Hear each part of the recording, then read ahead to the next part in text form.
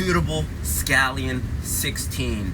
The goal is to make practices so much fun and raise the inter-team competition so that any team you face during the season, right, you should be able to dominate them if the level of your competition is higher than theirs, right? If your intensity level during the games is higher than the other team's intensity level, it's rare that happens and you still lose the game.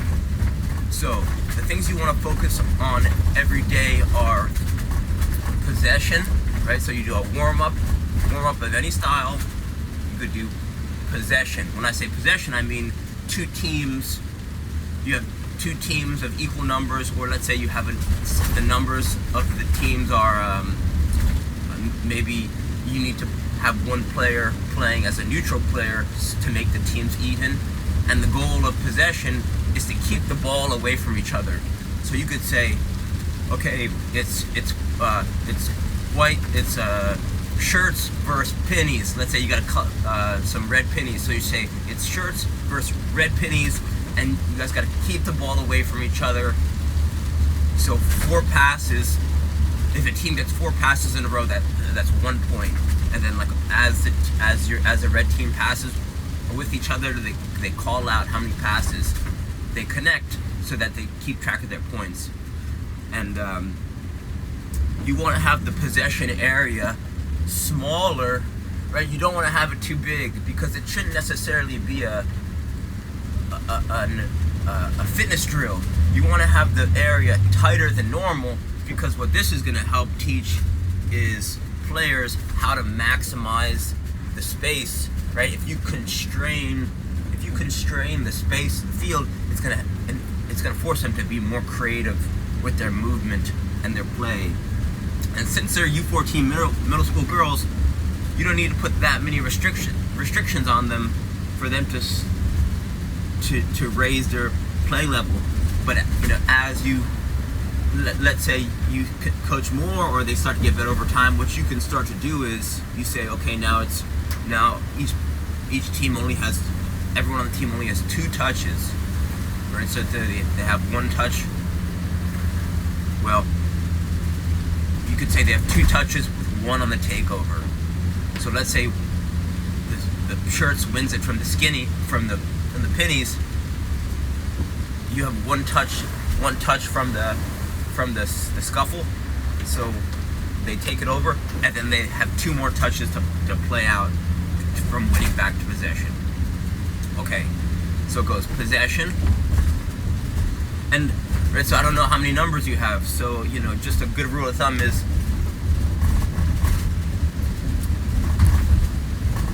if it's a u14 team and middle school team. I mean, I coached a middle school team and I had close to 30 players I was coaching by myself. But some middle school teams are smaller, so you got to be the best judge. You want to have the space of the field be small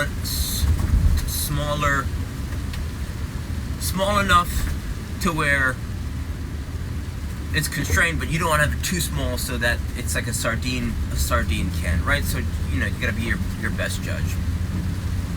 The next thing you want to do is finishing on goal. So hopefully your team, you've got some balls, team balls.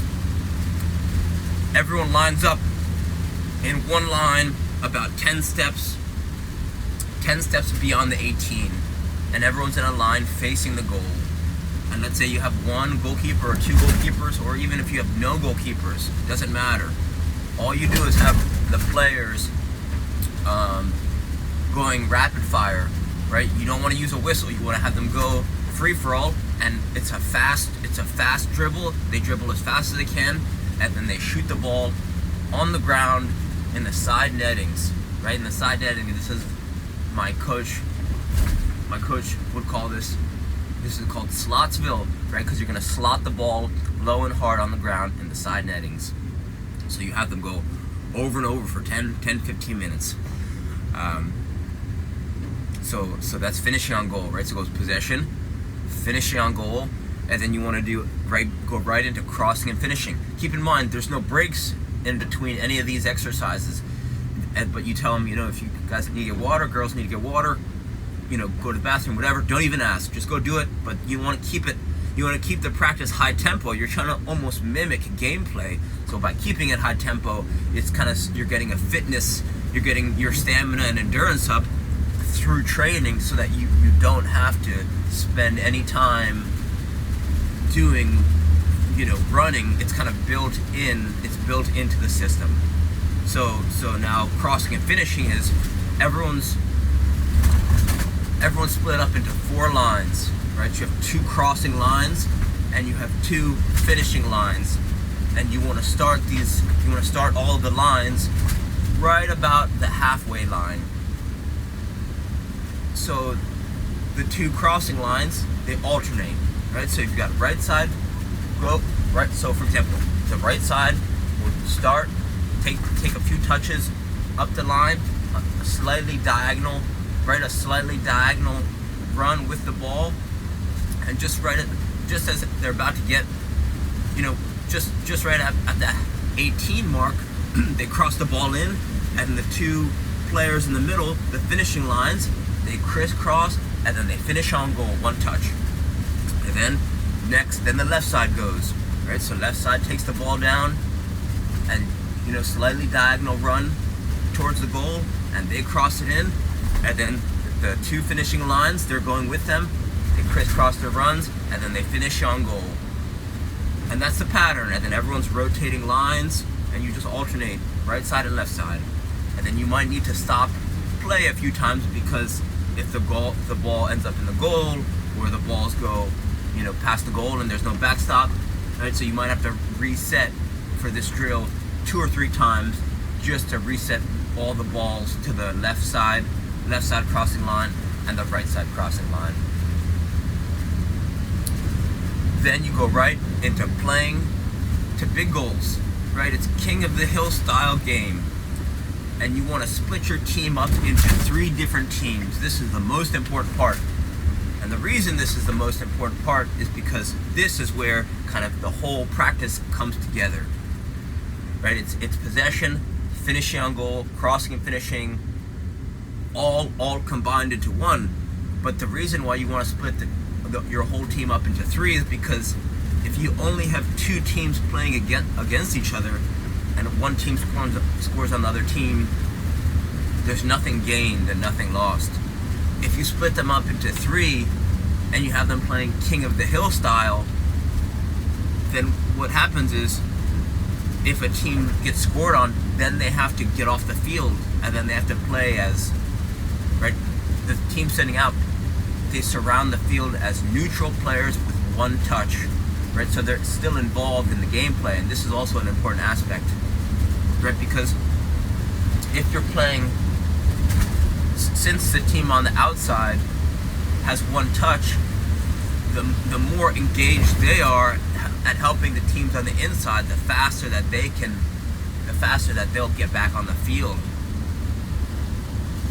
And you also want to bring the goals in very close, right? So ideally you have 2 big goals on a very small field. And the reason you do this is because it's going to make it so that there's rapid transitions from offense to defense, and so that goals get scored on very fast, right? It shouldn't take more than 2 to 4 minutes for a goal to be scored, since the goals are so close together. So it should be like rapid fire, right? One team wins possession from the other team, or someone makes a good move and beats a player, or a defender loses their mark, right? It's almost like there should be a goal scoring opportunity every 30 to 60 seconds, right? And let's say you only have 1 goalkeeper, or let's say you have no goalkeepers on a team. There's what's called sweeper keepers. So the last defender, the last person closest to the goal, you could say, is the sweeper keeper, right? The last defender can use their hands, or they call that like a Roman goalkeeper or something like that. But basically, and that's it, right? That's the whole game. You split the team up into 3. Ideally, you have enough pennies, or you assort your team by A lot of players are wearing white shirts, a lot of players wearing blue shirts or black shirts, and then you just group them together, and that's it. And so the team sitting out surrounds right. So let's say there's 2 goals and then 2 sidelines.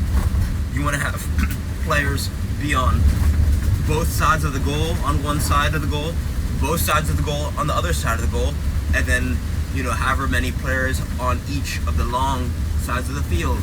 And again, you gotta use your own intuition on how small the game field is, because I don't know how many players you have. So it should be small enough, just like possession game.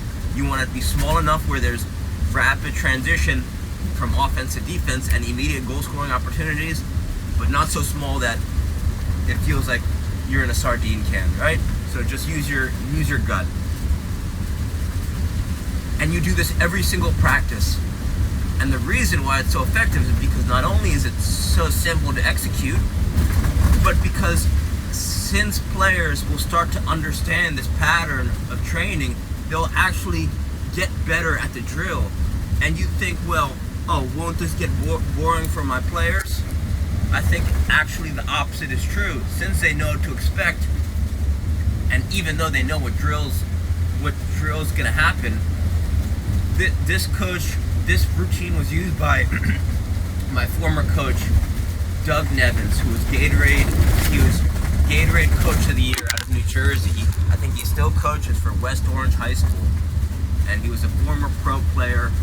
And I just loved this training routine so much because it was so simple and it was so much fun. I've noticed, I've had maybe more than 10 professional coaches in my whole playing career, and I found that the coaches who used the most simple drills were the most effective, and then the coaches that tried to use complex drills, something was lost in translation for whatever reason. So this is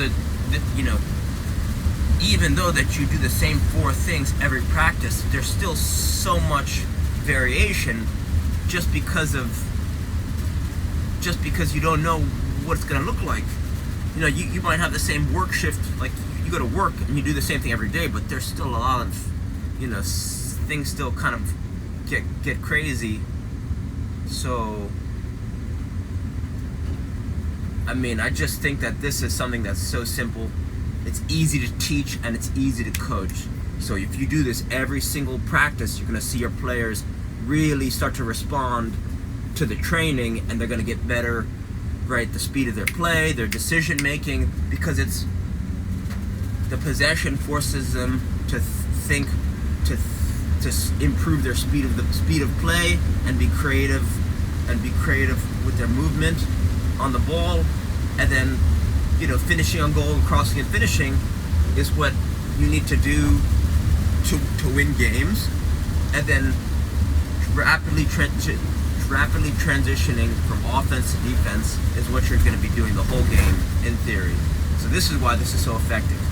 And it's, this isn't everything you need to know, right? It's an oversimplification of what a great practice routine could look like, but it's enough to get you started, and to have players and coaches and say, hey, Coach Scallion looks like he's got something going on. So I'm telling you, this can really work. I promise you, it'll really work. 13 minutes, 14. Okay, so gameplay. The big picture out of gameplay, right? You can look up any formation online, right? Simple formations are four defenders, right? 4-4-2 or 4-3-3. But on a deeper level, what you gotta understand, or what you gotta tell players once you get to gameplay, is that when you're attacking, you want to spread out, open up attacking lanes, open up passing lanes, and then you shift the attack. You shift the attack to the other team's side of the field so you could score on goal. When you're defending, you want to compress, right? You come close together, close passing lanes, close dribbling lanes, and then shift towards your own goal. Right? So when you're attacking, you spread out, open up. When you're defending, compress and shift back towards your own goal. And that's something that a lot of players haven't heard articulated. Like, they just haven't heard the concept. So if you can really tell your team or show them with cones that when they're defending, you want to get close together and defend the goal, and then when you're attacking, right? So this is attacking and defending as a team. So having them understand just that one principle will really help you when it comes to gameplay.